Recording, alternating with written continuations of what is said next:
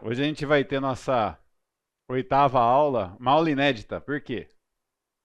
Das outras vezes eu ia atrasando o conteúdo e acabava não falando do final.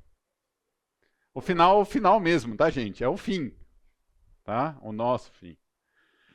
E então é uma estreia, é um PowerPoint novo, recém-feito, produzido sexta-feira. É, os demais não, os demais foram já usados em outras aulas. Deixa eu só dar um toque. É, falei na semana passada a respeito do já e ainda não, e eu não lembrava o nome do livro, mas eu tenho o livro, então eu trouxe, tá? O livro que eu falei do já e ainda não, que é uma questão escatológica que a gente tem que lidar, é do John Stott. Em inglês é só cristão contemporâneo. Eu não sei porque a editora, quando colocou um título em português, acrescentou tudo isso aqui. Caso vocês vão procurar o livro no original, é só questão contemporânea em inglês. E o capítulo que trata disso, na verdade, é um capítulo, mas é a conclusão. Então é o capítulo que seria o 22. O já e o ainda não que eu falei semana passada. Quando eu fui preparar essa aula, eu pensei assim, preciso retomar 3 slides da aula anterior para contextualizar uma coisa que eu vou usar no final, tá? No final não. O final é tudo, tá? A aula toda é final. Mas principalmente um tema que vai ser a última expressão do último slide. E que é a coisa mais importante que existe, tá? Lembrando que o objetivo do curso é conhecer as principais divergências teológicas e práticas do catolicismo e aprender a abordar esses assuntos de modo bíblico, sábio e amoroso. Tá? E que eu usei para preparar estas aulas, e quem ainda não viu, eu preciso fazer uma ressalva, tá, gente? Esse livro foi escrito como editor-chefe o Papa Bento XVI, na época que ele ainda não era Papa, que é o Joseph Ratzinger. E ele faleceu, ele foi co-papa, sei lá se a gente fala assim, né? Ele foi papa junto com o Papa Francisco durante um tempo, ele renunciou, então não deixou de ser papa, mas deixou, né? De exercer o papel. E ele escreveu, foi o principal, o chefe da autoria, mas a autoria é dada ao João Paulo II. Tá? Então, assim, essa é uma ressalva que eu preciso fazer. Se você olhar o texto ou procurar o livro, vai aparecer como autor João Paulo II, para dar autoridade para o livro. Tá? Mas se você ler lá, antes das declarações, tem um prefácio. No prefácio fala que quem liderou o Colégio de Teólogos para desenvolver esse texto foi o Joseph Ratzinger, antes dele se tornar o Papa Bento XVI. Esse livro é de 1994, e toda vez que aparecer SIC, significa Catecismo da Igreja Católica, é esse livro, e não é uma página, é uma declaração. Então são vários parágrafos que eu vou seguindo aqui, e eu não vou ficar falando, SIC tal, tá? No slide. Na semana passada, eu tratei, essa é a palavra, ou expressão, vida eterna. A coisa mais importante que a gente tem é a vida eterna, tá? E a vida eterna não é uma recompensa, é uma dádiva imerecida de Deus. Lidamos com isso na semana passada, lidamos com isso em outros cursos. Mas eu quero falar uma coisa que a palavra presente aqui, ela pode ter 2 significados, e eu acredito nos 2. Presente no sentido de algo que nos é dado, e presente no sentido de que é algo que está acontecendo agora, não futuro. Tá? E é um grande contraponto com a forma de pensar da Igreja Católica. Na Igreja Católica, a vida eterna começa na morte da pessoa. Eu entendo, como vários irmãos aqui da Igreja Batista, que a vida eterna começa na nossa conversão. E aí a gente vai pro já e ainda não. Já somos salvos, nada vai fazer com que a gente perca essa salvação, mas ainda somos pecadores. Então ainda não estamos livres do pecado. Nem no sentido de não poder pecar mais, como também no sentido de não poder sofrer as consequências de pecado de outra pessoa. Certo? Então, vida eterna, eu quis chamar a atenção, porque o último slide vai terminar justamente com vida eterna. E eu entendo que há uma grande diferença entre o nosso conceito de vida eterna, pelo menos o meu, e o conceito católico de vida eterna, em termos de quando começa. Vida eterna é um presente, e é presente. É algo que se vive já, ainda que não plenamente. Tá bom? Falei disso semana passada, quis retomar. Também falei na semana passada que as Escrituras nos ensinam que Jesus nos libertou dos nossos pecados por seu sangue. Ele não mencionou atos de penitência, indulgências ou um lugar, como o purgatório, através dos quais a penalidade do pecado possa ser satisfeita. E aqui a gente precisa entender que quando a gente fala de purgatório, o católico entende um lugar purificador, enquanto que eu entendo, como outros irmãos aqui, que o texto que é usado como base é de um juízo purificador das nossas obras, certo? Das obras que fazemos em Cristo. E eles falam no catecismo, quando tratam disso, eles falam que Jó orava em favor de seus filhos, como se estivesse orando por defuntos, mas na verdade os filhos ainda estavam vivos quando se fala isso. E na semana passada, esse aqui é o último slide da aula da semana passada. Eu não consegui dar destaque para essa história do fogo purificador, mas a gente vai lidar com isso ao longo dessa aula aqui, tá? Então, o fogo purificador de 1 Coríntios 3, do 9 ao 15, nós vamos tratar disso, agirá sobre as obras de cada um e não sobre suas almas. E nem são todas as pessoas que estarão neste fogo purificador. Antes de lidar com o final, vamos lidar com... Várias pessoas têm problema com a morte. Tá? Algumas mais, algumas menos. Quando você trabalha, eu já trabalhei em hospital, às vezes a gente lida com situações bem tristes, situações muito difíceis. E antes da morte, muitas vezes, talvez na imensa maioria dos casos, existe uma enfermidade. Algumas situações, na verdade, têm um agravo à saúde, que é alguma coisa violenta, como um acidente de carro, uma violência facada, né, de arma branca, de arma de fogo, mas existe uma enfermidade. E mesmo que seja um agravo à saúde, é comum dos capelães católicos fazer uma coisa que é chamada de extrema unção, popularmente falando, ou, no nome mais técnico, a unção dos enfermos. E aí eu coloquei aqui, para lidar com isso antes da gente falar da morte e do juízo, a igreja crê e confessa, já não sou eu, é o catecismo, tá? A igreja crê e confessa que existe entre os 7 sacramentos um sacramento especialmente destinado a reconfortar aqueles que são provados pela enfermidade, a unção dos enfermos.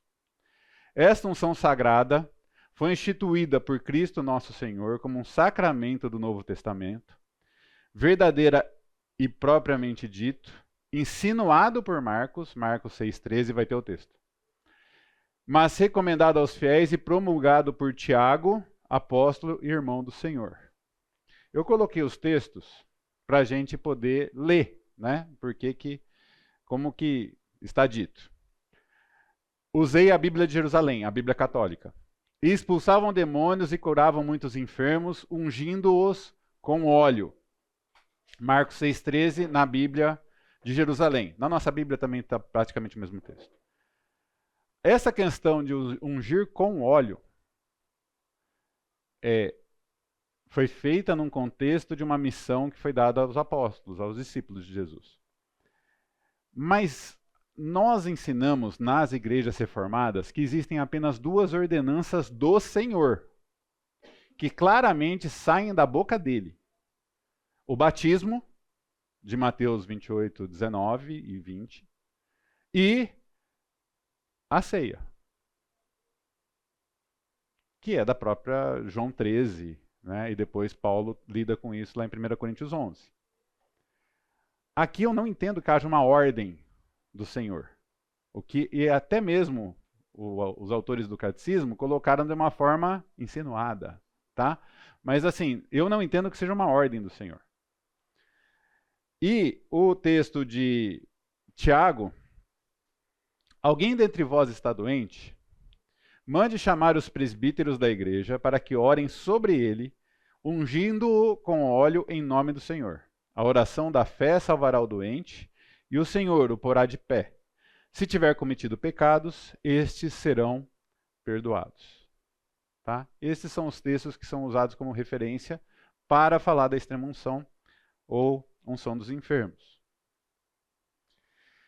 Seguindo do catecismo, na tradição litúrgica, tanto no Oriente, a Igreja Ortodoxa, como no Ocidente, constam desde a antiguidade testemunhos de unções de enfermos praticadas com óleo bento. O pessoal fala santos óleos, tá? Quem é católico. No curso dos séculos, a unção dos enfermos foi cada vez mais conferida exclusivamente aos agonizantes. Por causa disso, recebeu o nome de extrema unção. Apesar dessa evolução, a liturgia jamais deixou de orar ao Senhor para que o enfermo recobre a saúde, se tal recuperação convier à sua salvação. E aqui, gente, pulando um pouquinho para um resumo que tem, não vou chamar de capítulo, mas cada conjunto de declarações com um certo tema, no caso aqui dos sacramentos, tem um resumão. E aqui eu queria destacar com vocês o resumo a respeito dos efeitos da unção dos enfermos. A união do doente com a paixão de Cristo para seu bem e o bem de toda a igreja. Então, assim, o efeito que isso pode trazer: reconforto, paz e coragem para suportar cristamente os sofrimentos da doença e da velhice. Perdão dos pecados se o doente não pode obtê-lo pelo sacramento da penitência. Aqui entra aquela coisa de necessitar de um novo perdão recorrentemente. Um perdão do Senhor. Restabelecimento da saúde se isso convier à salvação espiritual. E preparação para a passagem à vida eterna. Então percebam que entendem a morte como o início da vida eterna e não como algo que eu entendo que a vida eterna começa na nossa conversão, embora não plenamente. Tá? Isso faz diferença na questão de segurança e salvação, que a gente já lidou com ela um pouquinho também. Alguns de vocês faltaram em algumas aulas. Eu não sei quem assistiu tudo. Mas eu já lidei com a questão de segurança e salvação. E eu sei que existem linhas evangélicas, igrejas grandes evangélicas que defendem a perda de salvação. É algo que eu não concordo. Então, se tiver alguma dúvida a respeito disso, depois a gente pode conversar. Não durante o intervalo, mas ao longo da vida, né? Sempre. Alguma dúvida? Coisas. Sim! Então, pois é. Tem outras ordens, antes e depois, né? Quer dizer, tem...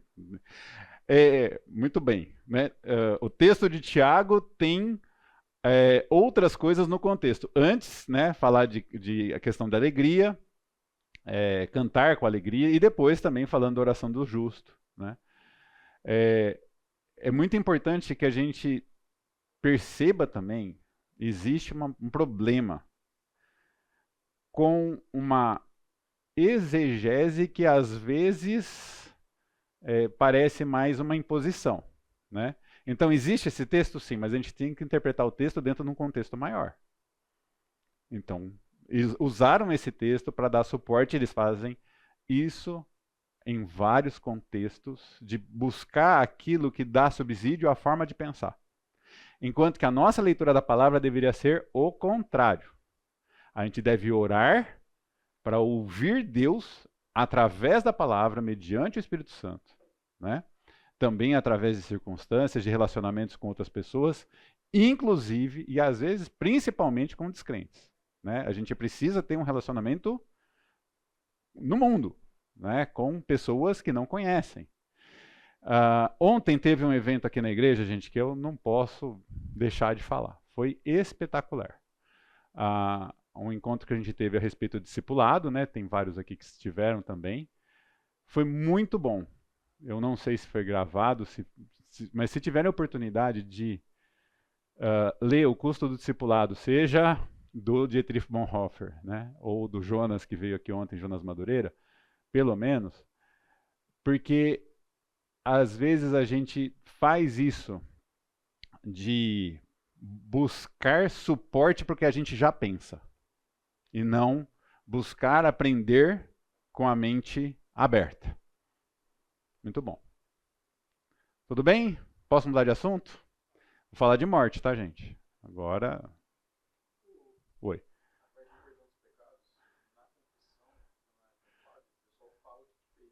Sim. Sim, sim.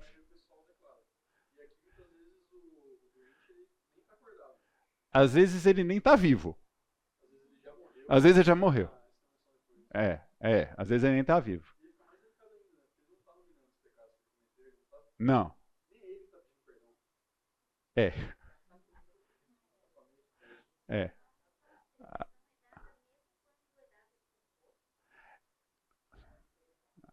É. A extrema-unção é dada para alguém que acabou de levar um tiro na cabeça. E aí, se a pessoa está viva ou morta, que é uma questão médica, não importa. Não importa porque, se a gente pegar outras coisas, né, existe oração por defuntos. Então, para eles, tanto faz. Não é um ato de pedido de perdão da própria pessoa. É um pedido de perdão em favor do moribundo ou do defunto. Alguém perguntou do limbo. Não lembro que aula foi, não lembro quando foi, mas alguém perguntou do limbo, né? E para não ficar no limbo, o limbo não está no texto principal do catecismo. Se você procurar no texto principal, por exemplo, eu usei para fazer a pesquisa para facilitar a minha vida num PDF. Não tem. Mas na versão, no livro, tem um índice analítico. No índice analítico aparece a entrada limbo. E aparece apenas essa citação aqui. Essa declaração, 1261, falando a respeito do limbo. Mas assim, não está a palavra limbo. Tá? Quanto às crianças mortas sem batismo, a igreja só pode confiá-las à misericórdia de Deus, como faz no rito das exéquias por elas. Com efeito, a grande misericórdia de Deus, que quer que todos os homens se salvem, 1 Timóteo 2,4, e a ternura de Jesus para com as crianças que o levou a dizer: deixai as crianças virem a mim, não as impeçais, Marcos 10,14, não permitem esperar que haja um caminho de salvação para as crianças mortas sem batismo. Eis porque é tão premente o apelo da igreja de não impedir as crianças de virem a Cristo pelo dom do santo batismo. Então, a pressa de se batizar um bebê o mais rápido possível é para evitar que esse bebê vá para o limbo. Tá? E é só isso que tem de limbo, tá? Não é nem no texto principal, é uma referência. É isso que é o limbo. O limbo é o lugar onde... O lugar, eu entendo como um lugar. Onde ficam as crianças mortas sem o batismo. Oi.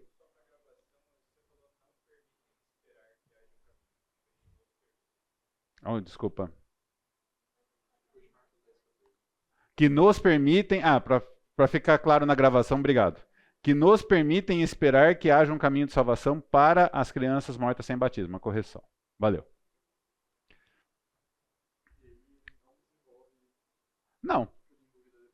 Não, porque nem a nossa teologia consegue desenvolver o que acontece com crianças, bebês mesmo, que não atingiram a idade de plena decisão. Nós também não conseguimos responder essa pergunta. Ontem também, o Jonas falou um pouco de contemplação, né? A teologia de lacunas. A gente tem que tomar muito cuidado com isso. Aquilo que a Bíblia não diz, a gente não diz. A Bíblia não diz o que acontece, então a gente não diz. Tá? E aqui é um limbo teológico mesmo, no sentido que a gente não sabe o que acontece, a gente não pode afirmar 100% de certeza o que acontece com as crianças que não atingem pelo menos uma idade que possam tomar uma decisão na vida. Tá bom? Aí deixa para depois da aula. Oi? Ele também ontem falou uma coisa interessante, né? Que não é só a palavra o raciocínio, mas tem um elemento do poder espiritual. Então eu achei interessante falar, por que a gente não vai pregar o evangelho no hospício, né? Não sei, não é uma palavra hoje muito boa para usar, mas por que a gente não prega o evangelho para pessoas que não têm uma capacidade de raciocínio? Se existe um poder espiritual também, né, na palavra. Então, sei lá, não tem resposta, eu sei, mas a gente não sabe também se essa criança que não tem ainda essa capacidade, se na misericórdia de Deus pode fazer alguma coisa. É sempre uma questão muito complicada a gente tentar desenvolver uma resposta para uma pergunta que a gente sabe que a resposta não está na Bíblia. Né? Não existe essa resposta na Bíblia. Então, só para colocar na gravação, né, a Sayuri falou do Jonas ontem ter falado, né, que não existe apenas uma dimensão racional que a gente deveria pregar o evangelho em todos os lugares. Até ele falou assim, né, que a gente deveria pregar o evangelho mais na própria igreja, porque muitas vezes tem gente aqui na igreja que acha, né, que porque frequenta, porque é filho de crente, enfim. Mas existe uma dimensão espiritual da pregação da palavra que a gente deveria pregar mesmo em hospitais psiquiátricos, né, ou situações que a gente sabe que a pessoa não tem a plena capacidade cognitiva, intelectual. Inclusive, tem aquelas situações de drogaditos também, que eles estão, embora eles estejam ali, é como se não estivessem, né? Então, assim, é uma situação complexa, mas é importante que a gente pregue e confie no papel do Espírito Santo de convencimento mesmo de pessoas que aparentemente ou racionalmente a gente entenda que não tem capacidade de tomar decisões. Fala. Só duas coisas. Sim. Eu acho que, primeiro, essa questão da questão espiritual é uma coisa que realmente, a gente como cristão, a gente tem que realmente ter uma visão de Deus, dele ser soberano total, né? Totalmente soberano, e tem coisas que nós não vamos saber aqui na Terra mesmo. Sim. Então, agora, a premissa maior é que esse Deus que é totalmente soberano, que é justo e bom. Então, isso para nós tem que ficar muito pacífico na nossa vida. Sim. Justo e bom. Então, se ele tiver que condenar alguém, ele vai condenar por alguma razão que ele sabe que é prerrogativa dele, né? E se ele tiver que salvar, também é prerrogativa dele. Isso tem lá no Bíblia. Sim. Com relação aos loucos, tem um versículo na Bíblia que fala que eis que vos crio loucos caminhos, e até os loucos não errarão. Então, tem base bíblica. O louco pode ter um entendimento para a solução. O senhor lembra qual que é o versículo? Por favor. Tá? Eu tento evitar dar a resposta, mas ele perguntou, né? Minha opinião a respeito disso é baseada no filho de Davi. Tá? Eu acredito que é salvo. Porque Davi falou que quando faleceu o filho dele, ele o precederia no céu. O filho que ele teve com Batseba, a esposa de Urias, eu acredito que... Então, assim, mas eu não me prenderia a isso, até por conta do que o irmão acabou de falar. A gente precisa lembrar que aquilo que não está escrito, temos que lembrar que Deus é bom, amoroso, justo e verdadeiro. E santo. Né? Isaías 35:8, sobre os loucos. Deixa eu só... rapidinho aqui. Eu vou falar porque para ficar gravado, tá?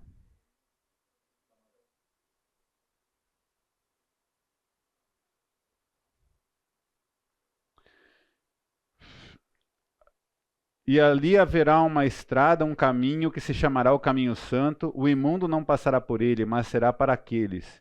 Os caminhantes até mesmo os loucos não errarão. É isso, né? Tá. Então, assim, e por isso que a gente deveria, né, como disse ontem o Jonas, a gente pregar mesmo em hospitais psiquiátricos, em situações que a pessoa não poderia dar uma resposta para nós, um comatoso, né? Gente, com todo respeito, eu não acredito na extrema-unção, na unção dos enfermos. Mas eu acredito que um comatoso possa ter algum tipo de receber e cognição. Alguma coisa assim. Pode ter. A gente não tem a certeza dessas coisas. Diferente da morte cerebral. Tá? Que é a morte de fato. É a morte legal. Aí você deve falar. A resposta você não vai ter. A resposta não é nossa, gente. A resposta não nos nunca nos pertence. Ela nunca nos pertence. A gente proclama. A resposta é de Deus agindo no coração e na mente daquela pessoa. Tá bom? Oi. Que às vezes a gente tem um pouco de idolatria sobre o nosso intelecto, nossa Sim. razão, mas assim, se a nossa razão de forma alguma seria capaz de nos dar a salvação, a gente não tem por que entender que uma pessoa ter capacidade racional é condição para ser salva. Sim. Porque a razão nunca teve nada a ver com isso. Sim. E até a gente entender, né, até por conta desse texto, né, dos loucos, a cura pertence ao Senhor também. E a gente pode não ter a percepção de uma cura. Ela pertence ao Senhor. Né? Então, assim, não dando. O que eu quero evitar é de dar o mérito para o óleo. Tá? Não é o óleo. Mas é Deus. E assim, pode até acontecer de Deus usar um padre, não precisa ser padre, tá, gente? Pode ser um leigo, pode ser uma pessoa comum da igreja. Normalmente, na maioria dos casos é um leigo que dá a unção dos olhos, a unção dos enfermos. Deus pode usar até isso mesmo, para a conversão daquele homem. E a gente não saber, daquele homem ou mulher. Beleza? Falar de morte? Essa semana faleceu o Papa, né? Então, assim, eu já imaginei que hoje a gente teria algumas coisas e tal. Vamos ver se a gente consegue pelo menos terminar a aula e deixa para o final, tá, gente? Eu gostaria de pelo menos fechar esse PowerPoint antes da gente tentar lidar com questões que ainda ficarem para o final. O cristão que se une à sua própria morte, que une sua própria morte à de Jesus, vê a morte como um caminhar ao encontro e uma entrada na vida eterna. Depois de a igreja, pela última vez, pronunciar as palavras de perdão da absolvição de Cristo sobre o cristão moribundo, selá-lo pela última vez com uma unção fortificadora e dar-lhe o Cristo no viático como alimento para a virgem, diz-lhe com doce segurança estas palavras. E aí tem uma oração, tá? Que eu não pus aqui.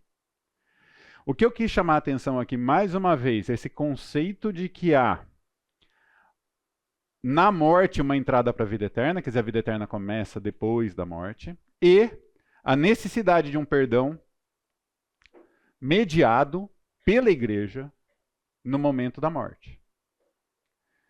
Como se a igreja tivesse o poder de tomar decisões em favor do defunto, né? Então, do moribundo. É o que está no SIC. A morte põe fim à vida do homem como tempo aberto ao acolhimento ou à recusa da graça divina manifestada em Cristo. Gente, isso é real. Isso é correto. Está lá em Hebreus que fala que o homem está destinado a viver uma vez. Nós temos problemas com uma doutrina bem grande no Brasil que ensina reencarnação. Várias vidas, várias encarnações, certo? Eu entendo que aqui, esse começo está completamente correto. É uma única vez, é essa oportunidade que a pessoa tem de manifestar. Pode acontecer dela não poder manifestar, mas dela manifestar para com Deus a sua escolha, o acolhimento ou recusa, né? Acolher ou recusar a graça divina. O Novo Testamento fala do juízo principalmente na perspectiva do encontro final com Cristo na segunda vinda deste, mas repetidas vezes afirma também a retribuição imediatamente depois da morte de cada um em função de suas obras e de sua fé. Tomando os devidos cuidados, eu entendo que a declaração está correta. Tomando alguns cuidados, né, de interpretação da declaração. Um dos cuidados que a gente deve ter é que existe uma escatologia. E a escatologia católica, que vários dos nossos membros da igreja e alguns dos nossos pastores defendem um negócio chamado amilenismo. Eu sou pré-milenista, pré-tribulacionista. E ninguém briga comigo por causa disso. Tá? Nós temos visões diferentes do que vai acontecer nos últimos tempos. Da ordem das coisas nos últimos tempos. Aqui, dentro de um contexto amilenista, está correto. Tá? Dentro de um contexto pré-milenista, eu entendo que a segunda vinda é anterior a um período que o Senhor de fato reinará na Terra por 1000 anos. Que é uma interpretação literal de vários textos das Escrituras. Eles defendem uma coisa totalmente, que depois fica difícil de interpretar, mas que algumas igrejas, principalmente as igrejas calvinistas, também são amilenistas. E a gente tem que lidar com isso. Tá? Mas nesse sentido de que a morte põe fim ao tempo aberto para acolhimento e recusa, para mim está perfeito. Você tem que escolher o que você... né? E aí uma escolha não tão livre assim.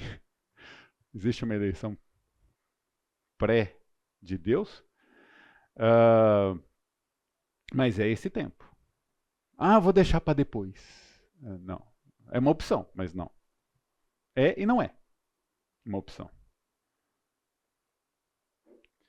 Cada homem recebe em sua alma imortal a retribuição eterna a partir do momento da sua morte, num juízo particular, e aqui eu grifei porque tem que ser distinto de um juízo final coletivo, que coloca a sua vida em relação à vida de Cristo, seja por meio de uma purificação que tem a ver com o purgatório, seja para entrar de imediato na felicidade do céu, seja para condenar-se de imediato para sempre. Então, a gente volta... Ctrl L, né? Ctrl L. Aquele esqueminha do livro...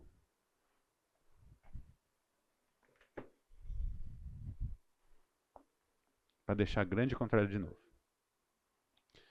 Esse esquema está nesse livro aqui, que eu usei para preparar as aulas muito tempo atrás. Tá? É um livro em inglês, tanto esse como o... Geisler são livros em inglês.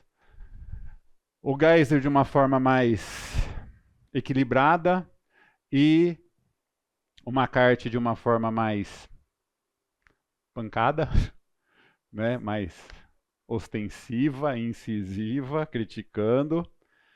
Nós temos esse lado aqui, o que acontece antes da morte, tá? Esse lado aqui. E aí vem a linha da morte aqui, né? Então a pessoa pode estar morta em estado de pecado ou morta em estado de graça. É assim que são as duas opções. Mas, quem estiver morto em estado de graça, merece a vida eterna? Merece é uma palavra meio complicada. E aí, de acordo com o crédito dado por atos de penitência e indulgências, vai ter uma perguntinha aqui no fluxograma. Tem alguma coisa a ser paga? E aí, se tiver, vai para o purgatório. Se não, a pessoa foi tão santa que vai direto para o céu. É isso, gente, que estava naquela declaração que eu coloquei. Tá? Se não, morto em estado de pecado não tem opção. É inferno, vai ver grau de culpa e tem diferentes graus de punição, que eu falei desses graus de punição e graus de glória também, na aula passada ou na retrasada. Textos bíblicos que dão um pouco de sustentação para essa possibilidade. Então são essas as opções. E aqui nós vamos lidar com os textos que vão falar a respeito do céu, do purgatório e do inferno e do juízo final. Daqui a pouco nós vamos ser terrivelmente interrompidos pelo intervalo, mas é o que nós vamos fazer hoje. E dessa vez eu não tinha chegado nisso nunca das outras vezes. E eu acho muito importante a gente falar disso. Porque muitas vezes a gente foca no purgatório, mas a gente precisa entender que eles defendem uma coisa como se a pessoa fosse santa, mas tão santa, que não precisa. E a gente não vê dessa forma. A gente só vê como duas opções. Tá? Creu, vai para o céu. Juízos, etc. Não creu, vai para o inferno. Juízos também. Tá? Voltando.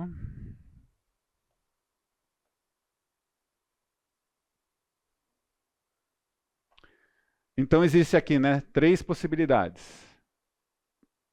A purificação, que depois a gente pode entender purgatório até pelo sufixo como um lugar, como existe a palavra laboratório, consultório, né? Purgatório é um lugar, mas purificação é um processo. Entrar de imediato na felicidade do céu ou condenar-se de imediato para sempre. Estou seguindo a ordem. O catecismo fala primeiro do céu, depois do purgatório, depois do inferno, depois do juízo. Tá? Estou seguindo a ordem. Os que morrem na graça e na amizade de Deus e que estão totalmente purificados vivem para sempre com Cristo. São para sempre semelhantes a Deus, porque o veem tal como Ele é. Citando 1 João 3,2. Veem face a face, citando 1 Coríntios 13:12. Na glória do céu, os bem-aventurados continuam a cumprir com alegria a vontade de Deus em relação aos outros homens e à criação inteira. Já reinam com Cristo, com Ele reinarão pelos séculos dos séculos. Aí vem uma coisa que nós ensinamos de uma forma diferente. Independente de ser ou não pré-milenista, praticamente todos nós defendemos que nós já reinamos. Os pré-milenistas entram no já e ainda não. Já reinamos, mas ainda haverá um reino de fato de Jesus na terra para cumprir as escrituras, principalmente com relação ao povo de Israel. Vários textos que não se cumprem nesse período de tempo chamado igreja.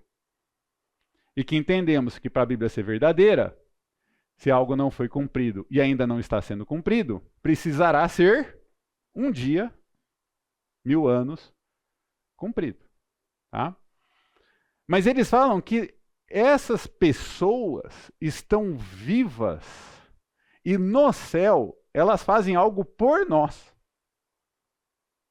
Dá para entender, gente? Para quem é católico, isso é fácil. Porque a gente viveu isso, a gente ouviu isso. Mas para quem não é, nunca foi, é uma novidade. O católico acha que as pessoas estão no céu, e aí, por uma questão emocional, meu pai, minha mãe estão no céu orando por mim, fazendo algo por mim, independente da fé que eles tiveram. Fala, Ana. Pois é, ela é até citada nesse contexto aqui, tá? Depois do intervalo eu vou dar uma olhada rapidinho aqui, porque ela é citada, eu não lembro qual das declarações, mas eu dou uma respondida. Mas tem essa questão. O Lázaro deixa voltar, né? Mas assim, é como se pudesse ter essa ação na concepção, que aqui é oficial, não é só popular, é oficial. Eles podem fazer algo, né? E aqui pode ser, a gente tem que dar uma olhada direitinho. 10:07, gente.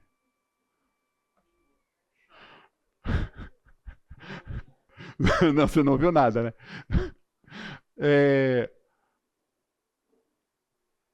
Existe uma questão de como que se interpreta onde está Lázaro e onde está o mendigo, né? Então, assim, onde que é isso? Mas eu vou até olhar certinho para que ele é citado, esse texto é citado, tá? Só ver uma coisa. Ahá! Parei onde eu queria. Estava falando do céu. Próximo, depois do intervalo, eu vou falar de purgatório, mas eu respondo para a Ana antes de retomar, tá bom? Respondendo a questão da Ana, só para me corrigir também, né? O Lázaro é o mendigo, porque a pessoa rica é que não tem nome, né? O Lázaro é o mendigo, que está no texto de Lucas 16, 22, a história, que eu não vou chamar de parábola, é uma história, do mendigo chamado Lázaro e o rico que não lhe é dado um nome, e isso tem um impacto grande. Então, seguindo na declaração 1021, a partir do ponto que eu cortei aqui, fala justamente disso. A parábola do pobre Lázaro e a palavra de Cristo na cruz ao bom ladrão, bom, é assim que eles lidam, assim como outros textos falam de um destino último da alma, que pode ser diferente para uns e outros. E a questão do inferno, nós vamos lidar com ela daqui a pouquinho, mas a ideia que existe no texto é que existe um abismo de separação. Então, assim, não fica muito claro como eles lidam com isso, mas pelo menos está citado nessa declaração 1021 essa questão de que há a possibilidade de 2 lugares. E a Bíblia fala que existe uma possibilidade de um ver o outro, né? Vamos falar de purgatório. Opa, passei. Aqui. Seguindo, tá, gente? Declarações em sequência. Os que morrem na graça e na amizade de Deus, mas não estão completamente purificados, embora tenham garantido sua salvação eterna, passam, após sua morte, por uma purificação, a fim de obterem a santidade necessária para entrar na alegria do céu. É assim que se define o purgatório no catecismo. A Igreja denomina purgatório esta purificação final dos eleitos, que é completamente distinta do castigo dos condenados. A Igreja formulou a doutrina da fé relativa ao purgatório, sobretudo no Concílio de Florença e de Trento. Trento é o concílio de resposta à Reforma. Reforma luterana. Fazendo referência a certos textos da Escritura, a tradição da Igreja fala de um fogo purificador. Eu coloquei em 2 slides, por isso que está a continuação. No que concerne a certas faltas leves, deve-se crer que existe antes do juízo um fogo purificador, segundo o que afirma aquele que é a verdade, dizendo que se alguém tiver pronunciado uma blasfêmia contra o Espírito Santo, não lhe será perdoada nem no presente século, nem no século futuro. Dessa afirmação, podemos deduzir que certas faltas podem ser perdoadas no século presente, ao passo que outras no século futuro. Hã? É bem a cara. Assim, eu gostaria de conseguir fazer a cara que alguns fizeram para mim. Tá? O famoso hã? Temos um problema de lógica aqui. Tá? Este ensinamento apoia-se também na prática da oração pelos defuntos, da qual já a Sagrada Escritura, citando Judas Macabeu, em segundo livro de Macabeus, que é um livro apócrifo, eis porque ele mandou oferecer esse sacrifício expiatório pelos aqueles que haviam morrido, a fim de que fossem absolvidos de seu pecado. Segundo o livro de Macabeus, 12:46. Desde os primeiros tempos, a Igreja honrou a memória dos defuntos e ofereceu sufrágios em seu favor, em especial o sacrifício eucarístico, a comunhão, que a gente chama de ceia, a fim de que, purificados, eles possam chegar à visão beatífica, o céu, a visão beatífica de Deus. Continuando. A Igreja recomenda também as esmolas, indulgências e obras de penitência em favor dos defuntos. E aqui é pagar missa. Missa de sétimo dia, missa de 1 mês, 3 meses, 1 ano, 2 anos, 5 anos. Oi? Agora tem um pacote, tá, gente? Igual funerária. Tem um pacote. Então, mas tem um peso muito grande, né? Não é uma missa inteira, não é a missa inteira e não é a missa só para ele, não é exclusiva. Tem um pedaço da liturgia em que se fala os nomes das pessoas pelas quais está se realizando aquela missa. Tem um pedaço na liturgia. Em favor de fulano, ciclano, beltrana. Mas é pago, tá? Não é...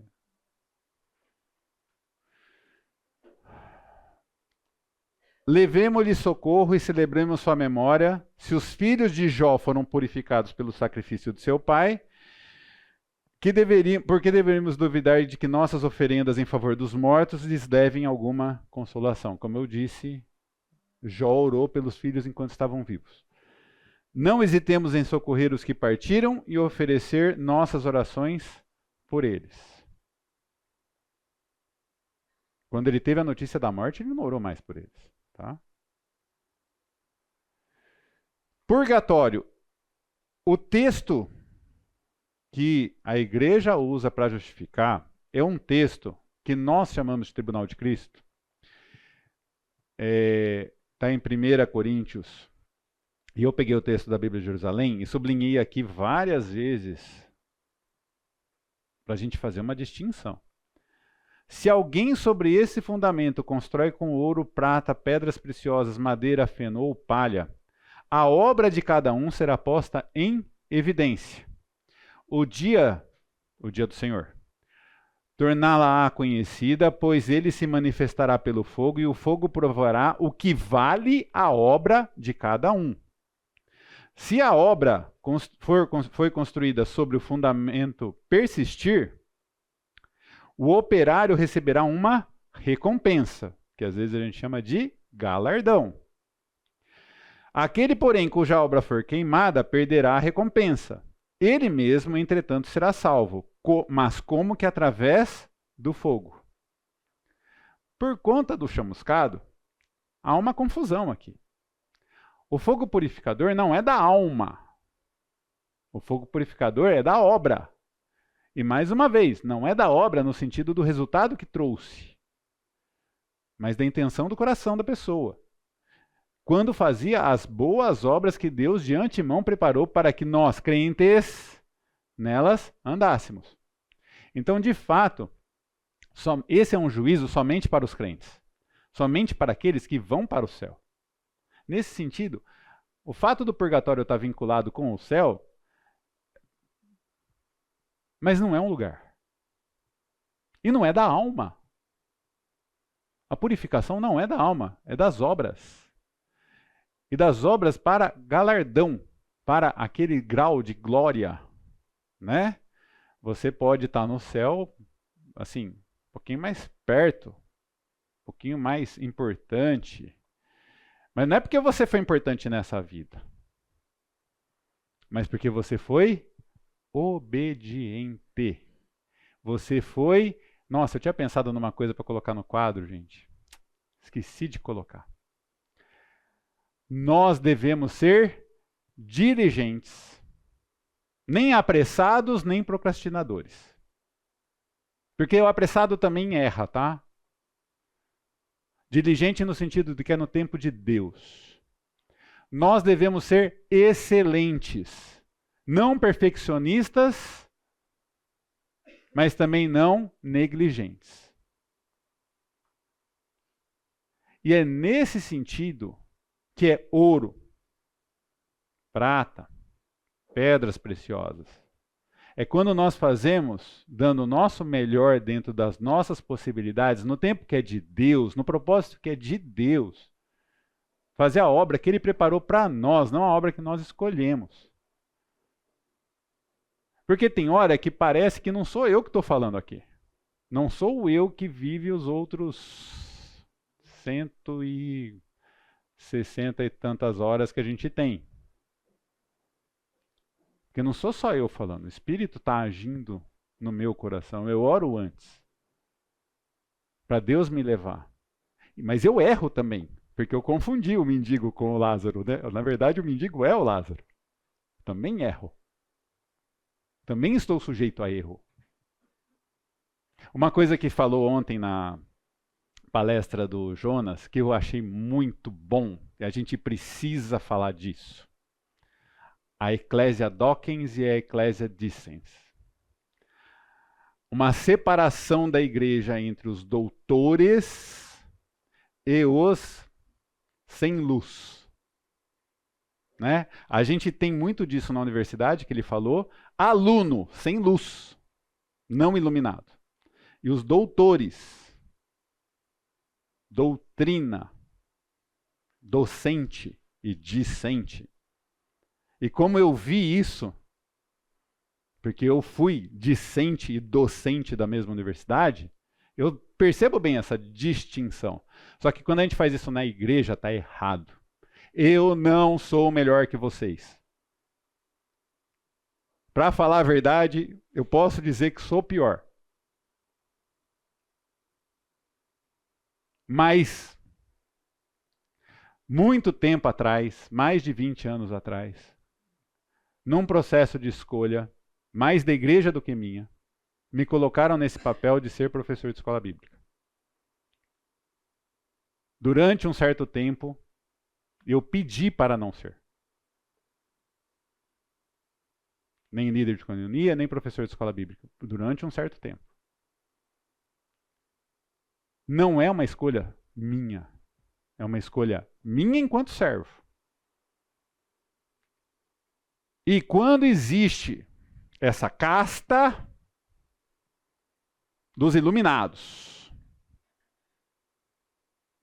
derramando a sua luz, a luz deles, não a luz de Deus, para os de baixo. Eu vejo de novo essa história do céu.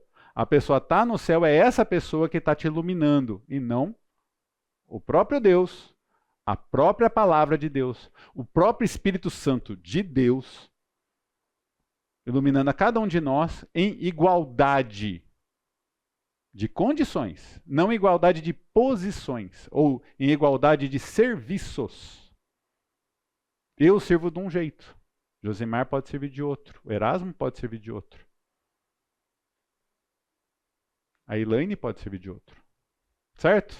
Nós temos papéis diferentes. Todos nós servimos de alguma forma como filhos, somos filhos de alguém. Vários de nós como cônjuges, como pai e mãe. Nem todos ainda, alguns não serão. Mas nós temos papéis na vida dos outros, e esses papéis são diferentes. Mas nós temos a mesma condição. Miserável. E a hora que ele falou aquilo, eu pensei assim, isso tem muito a ver com o que a Igreja Católica se tornou. Ao ponto de, ele falou também de Lutero ontem, 3 séculos depois, né, do escolasticismo, o Lutero lutar contra isso, porque chegou num ponto de prosperidade, luxo no Vaticano e não ser alcançável, e o mundão. Não é assim, não é para ser assim. Todos nós podemos e devemos ler a Bíblia, interpretar a Bíblia com oração, devoção, dependência do Espírito. E orar para Deus, direto a Deus, sem intermediários. Seja como intermediário papai, mamãe, pastor, líder de coinonia, professor de escola bíblica. Não tem isso. E infelizmente, a gente vê hoje muitos neo-hereges, como ele falou, que se colocam numa casta superior, querendo determinar os rumos da nação. Não só da nossa nação.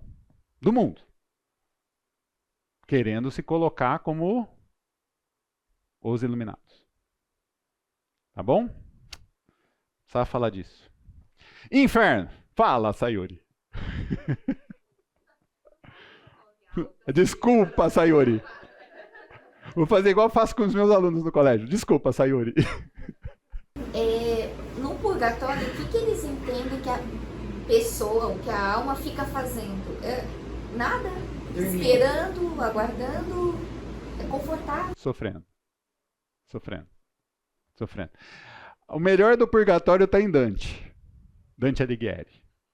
Mas aí é uma outra coisa que a gente precisa tomar um cuidado. E agora, desculpa, mas eu preciso falar do inferno e do juízo, para depois... Deixa eu só dar um exemplo. Fala, Elba. Um dia lá no meu estudo, uma delas perguntou, mas não existe purgatório? Eu falei, não. Ela ficou desesperada. Por quê? Porque ela entendeu que a morte, quando morria, ou ia para o céu ou ia para o inferno. Então aí eu tive que montar um estudo para explicar céu e inferno e não a existência do purgatório. Porque a pessoa entrou em desespero. Ela olhou para minha cara e disse, como não? Eu aprendi isso a minha vida inteira e não tem outra chance. Eu falei, não, a chance é agora. É agora. Ela entrou num desespero. Eu falei, gente, coitada. Exatamente, esse é um ponto muito bom, né? A Elba estava falando, quando está lidando com um católico, às vezes essa questão da possibilidade do purgatório dá uma esperança, uma falsa esperança, de que existe um jeitinho. Então, assim, nós sabemos, nossa opção é céu e inferno. Essa opção, ela tem que ser decidida nessa vida, e ela não é decidida com base nas obras, que eu preciso falar disso aqui. Aliás, deixa eu voltar. Eu preciso falar disso aqui. Tá? Só um minutinho. Nós temos essa convicção no meio evangélico de que só existem essas duas opções. Mas eles são ensinados, os católicos são ensinados da possibilidade de uma restauração após a morte no purgatório. E essa restauração, ela é mediada pela igreja, e se a gente pegar as 95 teses de Lutero, a maioria delas tem a ver com isso, com a venda de indulgências. Então se pagava o perdão em favor da pessoa que morreu, para que ela pudesse ficar um tempo menor no purgatório, para poder desfrutar de um tempo eterno com Deus, né? Como se fizesse diferença, mas é importante isso. Luiz, rapidão. Naquela questão entre a diferença entre teoria e prática, a gente já viu que na teoria o catolicismo ele tem o caminho para Cristo, mas na prática a gente vê nas falas do Francisco, que faleceu agora, que hoje a Igreja Católica é completamente universalista. Sim. Todo mundo vai para o céu em algum momento, de algum jeito. O Luiz falou que existe uma divergência entre a teoria e a prática. Na teoria se mostra a Igreja Católica como um caminho para se chegar a Deus, mas que na prática se mostra como uma igreja universalista, né? Uma igreja que de algum jeito todos vão poder chegar ao céu por meio do purgatório. Então, sim, é um problemão. Deixa eu só voltar nesse texto das obras.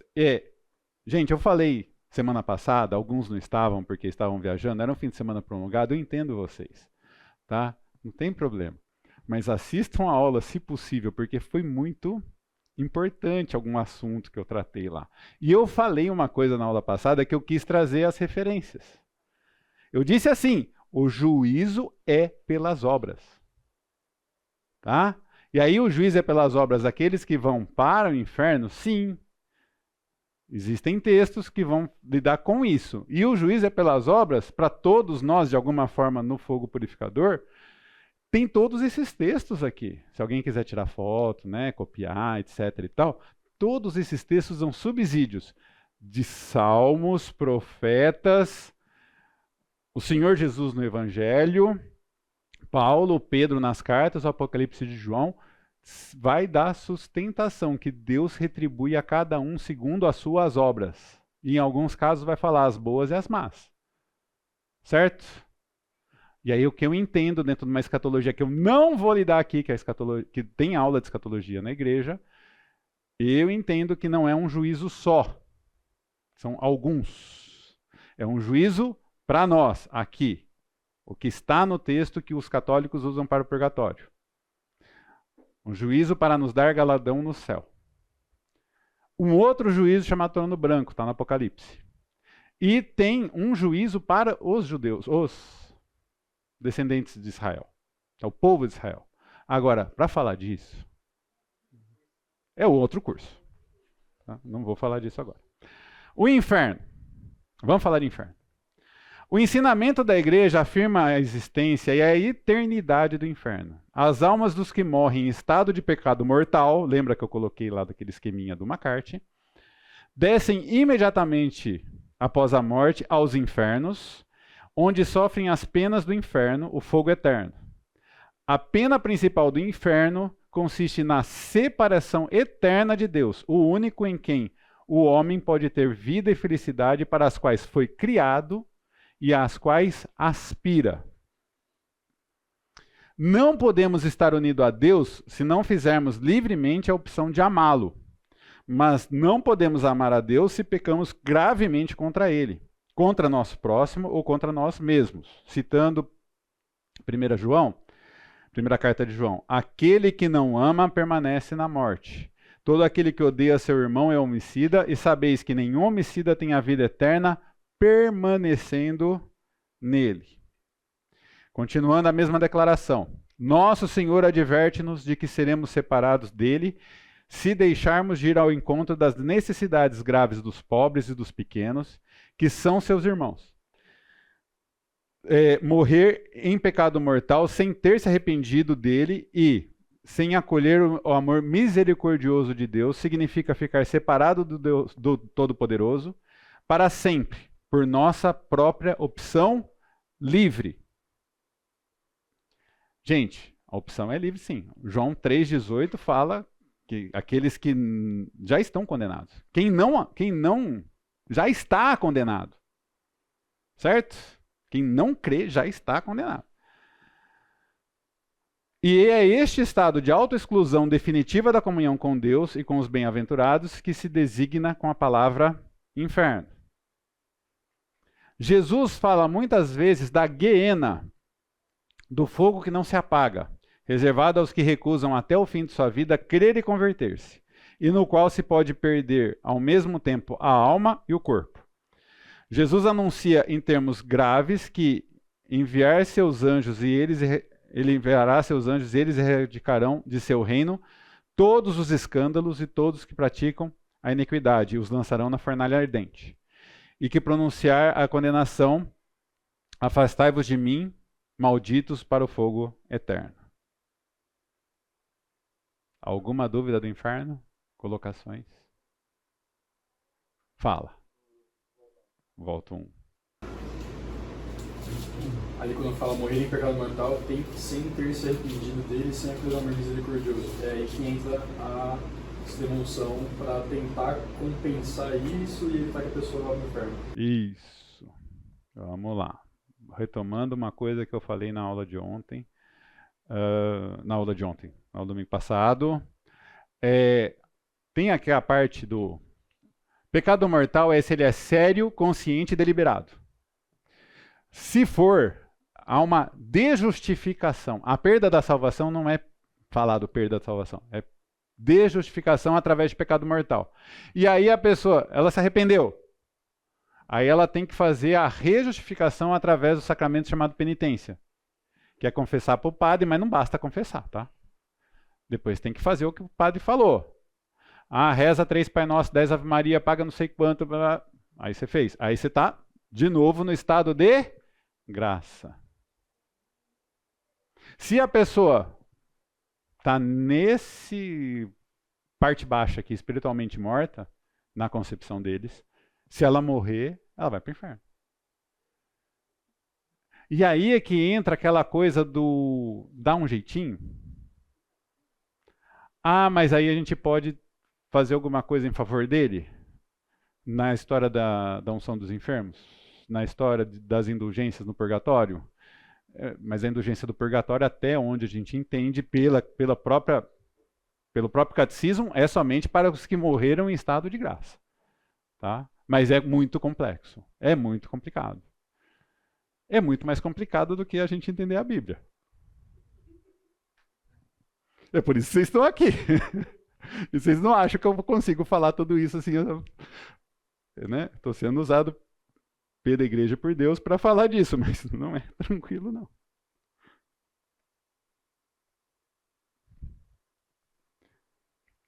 Oi. É esse que é o aspecto definitivo, eu falo, esse é o estado de autoexclusão definitiva da comunhão. Enquanto existe uma chance de se consertar via os fluxos ali que estão no PowerPoint, existe a possibilidade dessa autoexclusão não ser definitiva e você recupera a comunhão com Deus. Mas nessa linha. A grande diferença que eu vejo é assim: nós tomamos uma única decisão que é definitiva para as nossas vidas. Essa decisão, ela pode...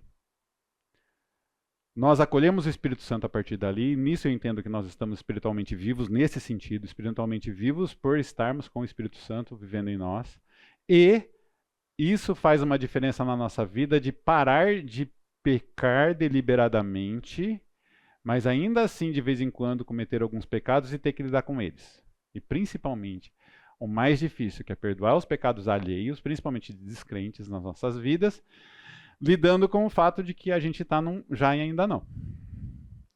Para eles não é bem assim, porque infelizmente existem linhas evangélicas que ficam fazendo essa economia, eu chamo de economia porque tem um preço a pagar, que não é o preço que já foi pago por Jesus. Deu para entender quando eu falo de preço?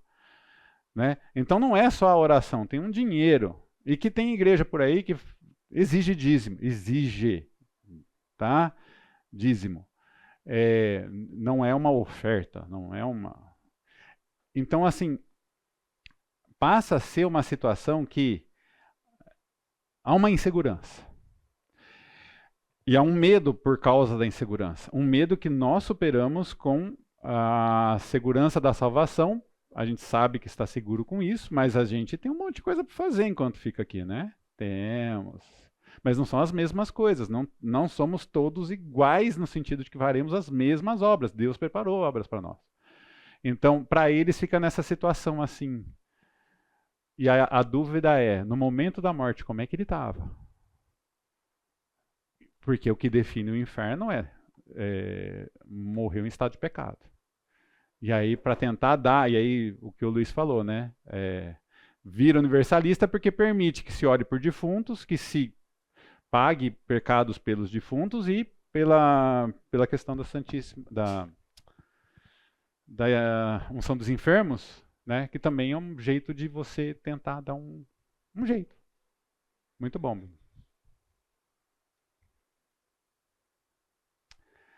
Juízo final. Que espero que dê tempo. A Santíssima Igreja Romana crê e confessa firmemente que no dia do juízo todos os homens comparecerão com seu próprio corpo diante do tribunal de Cristo para dar contas de seus próprios atos. No fim dos tempos, o reino de Deus chegará, tá, gente? Deve ter faltado. Eu peguei um texto da internet, tá? Às vezes acontece de algumas, principalmente palavras com acento. Eu estou vendo que teve alguns errinhos aqui.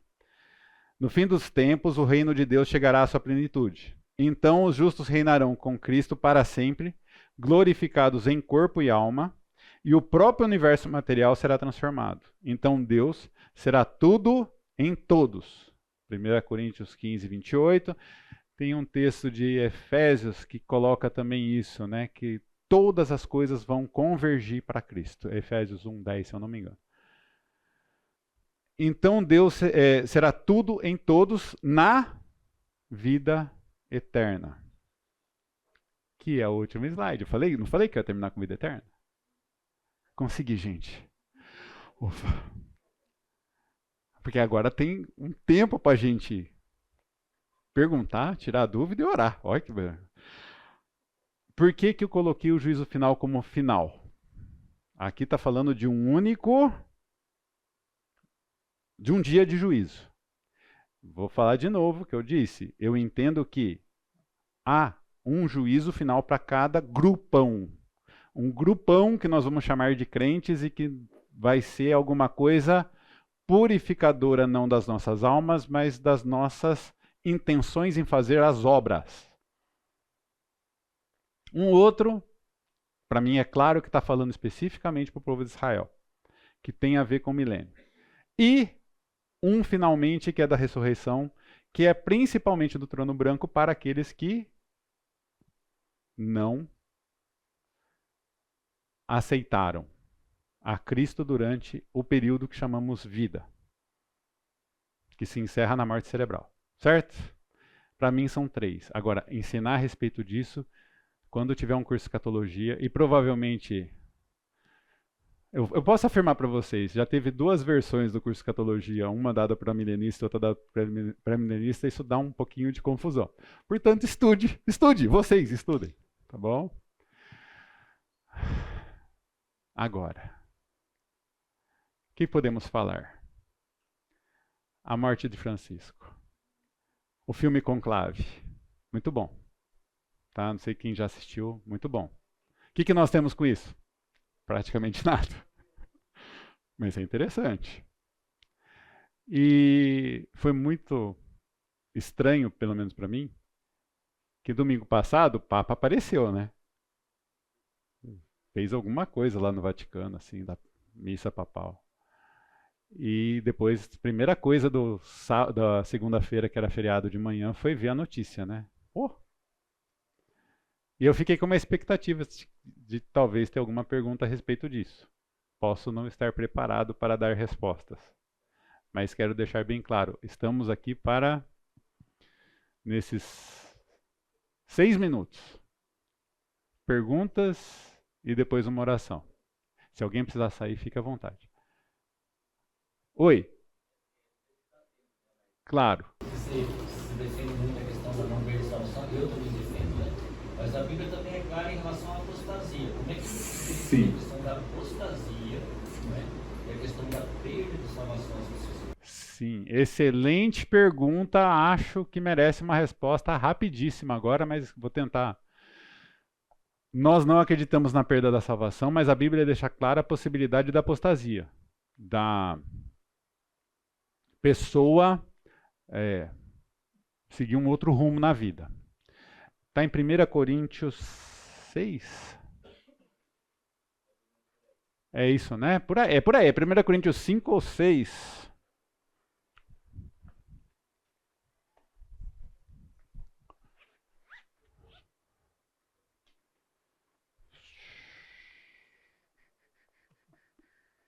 Tem a ver com a disciplina da igreja.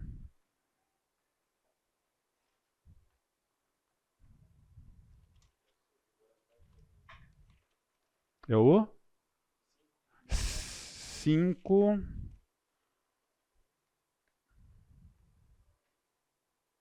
Tem a ver com a gente não levar o juízo de coisas que irmãos façam para conosco para fora da igreja.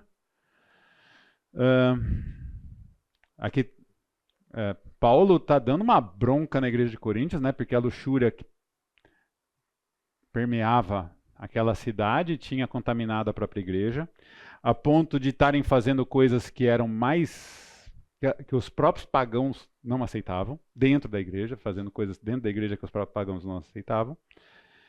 E aqui vai ter aquela questão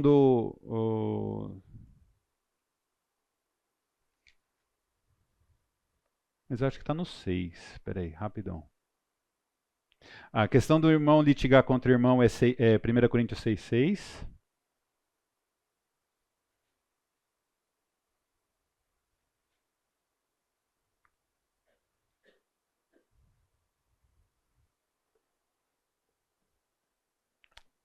Tentar achar assim, rapidão. Mas, tentando lembrar o contexto aqui.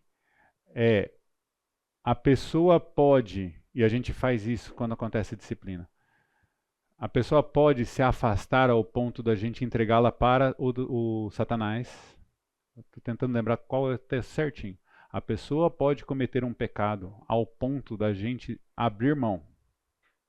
Você quer levar sua vida desse jeito? Leva. Ela vai estar diante a vida dela está entregue a Satanás. Porém, ela é salva. Ela é salva. Tá? E isso é uma coisa que é bíblico. A possibilidade da apostasia é bíblico. Tá? Da pessoa querer se afastar totalmente, mas ela está salva. Tá? Estou tentando lembrar exatamente o texto. É o 5:5? 5:5. Seja esse homem entregue a Satanás para a mortificação de seu corpo, a fim de que sua alma seja salva no dia do Senhor Jesus. Mas é o contexto todo, tá, gente? Tem que ler tudo. 1 Coríntios 5:5. Eu acho que é importante lidar com isso. Mais uma pergunta, só uma. Ou então oramos. Eu não quero constranger ninguém, pode perguntar. Não. Depois eu fico aqui também. Mas tem hora que não dá. Oi. Entendi. Então não acredita que tipo, a possibilidade da pessoa deixar de crer, ou seja, a apostasia, a interpretação talvez seja você deixar a fé, ou seja, você crê, só que tem texto, eu não vou lembrar a diferença, mas diz que tais pessoas, elas foram participantes do Espírito Santo, estiveram no meio de nós e saíram. Sim. Aí João também fala em alguns textos, e diz assim, saíram de nós porque não eram dos nossos. Sim. Porque se fosse dos nossos, permaneceriam. Esse texto é complicado. E uma coisa também que o Jonas falou ontem. Nós precisamos tomar muito cuidado. Existem dois tipos de, vamos colocar assim, pecados e apostasias. Existe uma apostasia moral, que essa eu acredito que a pessoa não perde salvação. Tá? Agora, existe a heresia. E a heresia, para mim, ele nunca foi salvo. Tá? Então, vamos colocar bem claro, tá? Até usando o que o Jonas ensinou ontem. A imoralidade, que é o texto aqui de 1 Coríntios 5, está tratando de imoralidade. Fraqueza da carne. A pessoa pode ela pode